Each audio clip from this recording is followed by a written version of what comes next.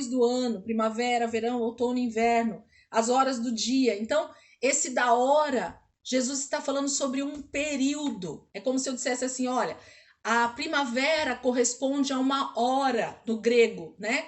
Um período, uma estação. É disso que Deus está falando que ele vai nos guardar. Não de uma hora no sentido de relógio, tá? Não no sentido literal de uma hora do dia de 24 horas. Não, ele vai nos guardar da hora, daquele momento, daquele período que vai ser a grande tribulação. Então é desse momento que Jesus está falando que ele vai nos guardar, ok? Vamos terminar aqui o versículo. Porque guardaste a palavra da minha perseverança, também eu te guardarei da hora da provação. Essa provação, olha o que fala no original. Eu vou falar esse versículo quase todo no original para vocês entenderem. A palavra no original aqui, dessa provação no grego, é peirasmos. Peirasmos. Que significa o quê? Experimento, tentativa, teste, prova. Tentação da fidelidade do homem, da sua integridade, da sua constância, da sedução ao pecado. Então, Deus vai nos guardar desse período onde nós vamos ser tentados a fraquejar, a negar a sua palavra, a negar o seu nome, a não perseverar crendo em Jesus como Senhor das nossas vidas, porque essa hora da provação, esse período da grande tribulação vai ser tão difícil no sentido de sermos prensados, né, como a azeitona é para sair o azeite, né? Aquele momento da prensa, onde você realmente é testado até o último das suas forças. Mas Jesus diz que nesse momento ele vai estar nos guardando dessa provação que vai vir sobre toda a terra. Então, a terra inteira vai ser provada nesse momento da grande tribulação.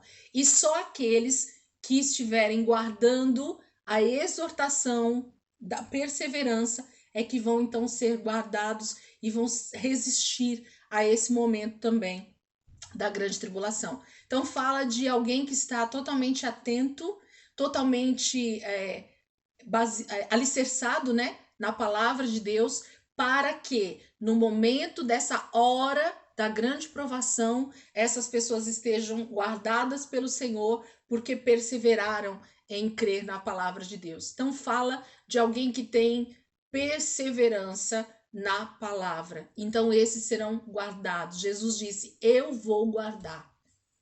Por causa da palavra, por causa da nossa fé em Cristo, pela nossa busca desse relacionamento com Ele, Ele vai ter prazer em nos guardar desse momento. Ok, queridos? Pode falar, Ivaldo. Certo, irmã. Aí eu só queria entender o seguinte, já que a igreja vai sofrer a tribulação, qual seria então a função do arrebatamento, já que nós iremos passar por essa grande provação? Ótima pergunta. E eu vou tentar responder o mais simples possível nesse momento aqui. A função do arrebatamento, o arrebatamento, queridos, de forma bem resumida, nada mais é do que a primeira ressurreição dos mortos. Então, qual é esse momento? Esse momento é o momento em que Cristo vem ao toque da sétima trombeta, depois que tudo isso passar, quando Jesus voltar nas nuvens, todo olho verá e ele virá sobre as nuvens. Esse momento é o momento da primeira ressurreição dos mortos. Quem são esses que vão ressuscitar? Todos os santos, né? Todos aqueles que creram em Jesus como Senhor e Salvador das suas vidas e que já morreram, esses vão ressuscitar nesse momento, e aqueles que estão vivos, mas que também creram e perseveraram e buscaram ao Senhor e são essa igreja aqui que Jesus está falando, que está buscando a Ele, nós vamos ser então transformados, o nosso corpo vai ser transformado, glorificado. Então, esse primeiro encontro com Jesus vai ser somente desses. somente modo de falar, porque vai ser uma multidão de pessoas, mas é esses que vão se encontrar com Jesus nas nuvens e que vão participar do reino milenar. Então a gente vai entender isso um pouquinho mais para frente, mas só para vocês entenderem. O que é o arrebatamento então? O arrebatamento é o privilégio que os cristãos que já morreram com Cristo vão ressuscitar primeiro, eles vão passar pela ressurreição dos mortos nesse momento e já vão ter um corpo glorificado. Aqueles que estão vivos no momento que Jesus estiver voltando e são santos também, são do Senhor e creram em Jesus e perseveraram, terão seus corpos transformados, então vão estar junto com Cristo ali nas nuvens para então vir para a terra, bodas do Cordeiro, esse casamento dessa noiva pura e imaculado vai acontecer nesse momento, e esses então que ressuscitaram e que foram transformados, tiveram seu corpo transformado, eles serão aqueles que vão reinar com Cristo durante o milênio para pôr a terra em ordem. Deu para entender, Ivaldo? Bem resumidamente, para que serve o arrebatamento então?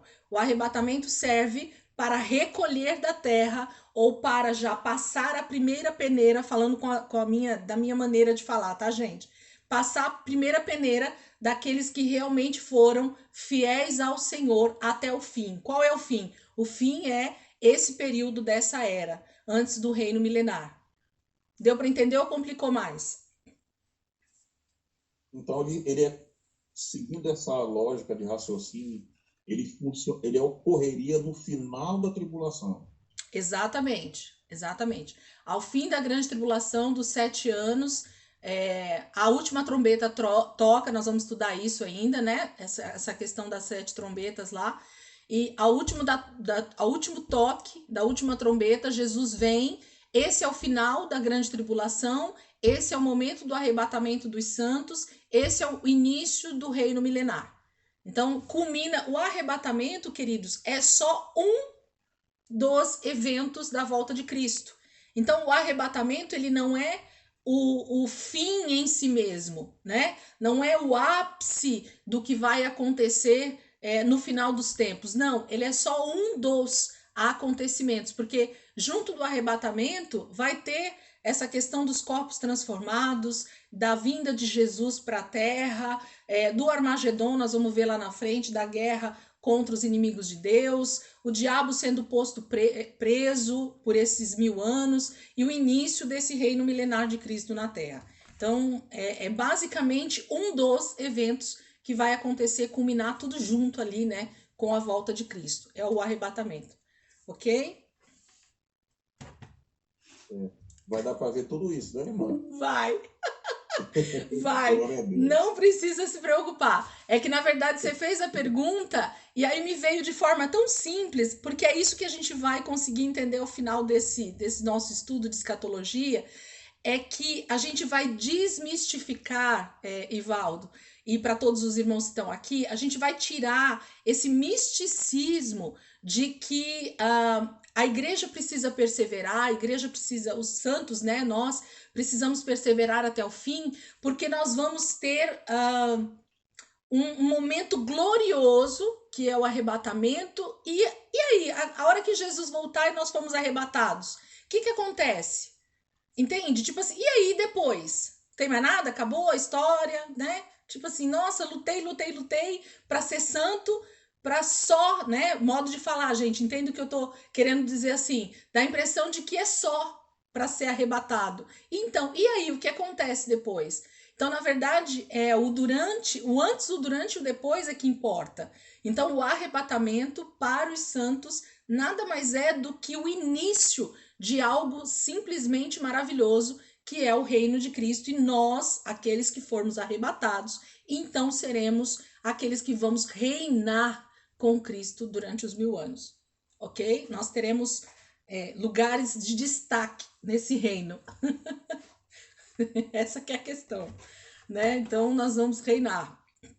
Lembra da parábola dos talentos, gente?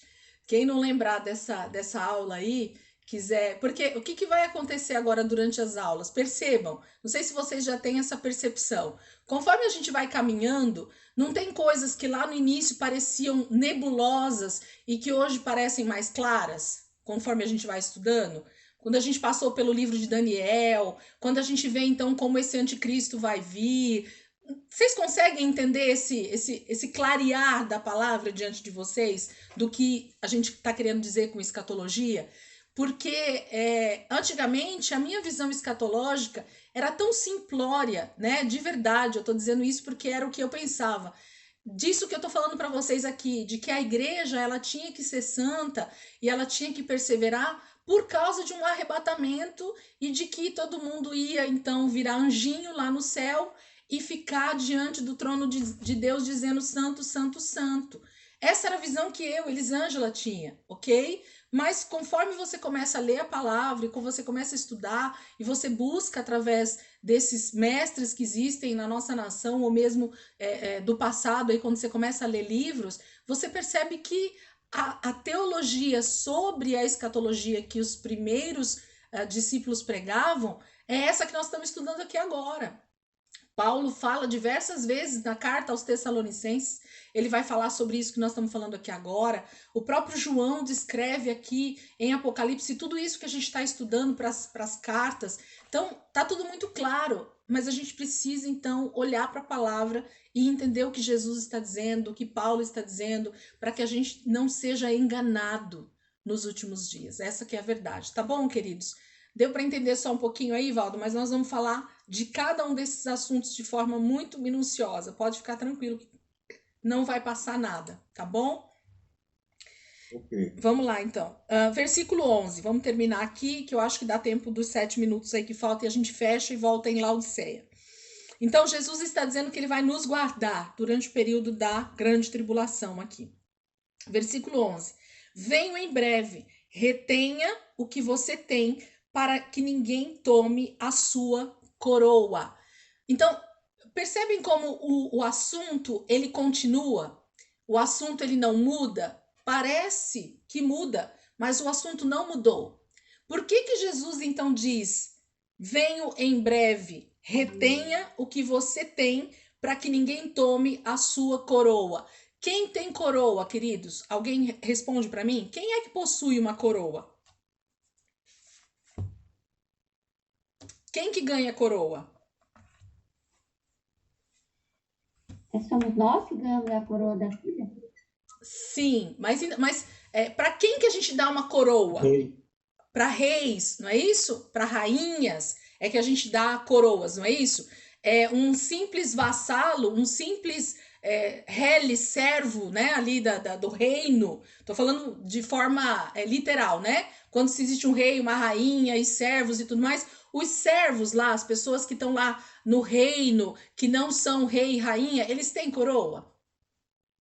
Eles reinam sobre aquela terra?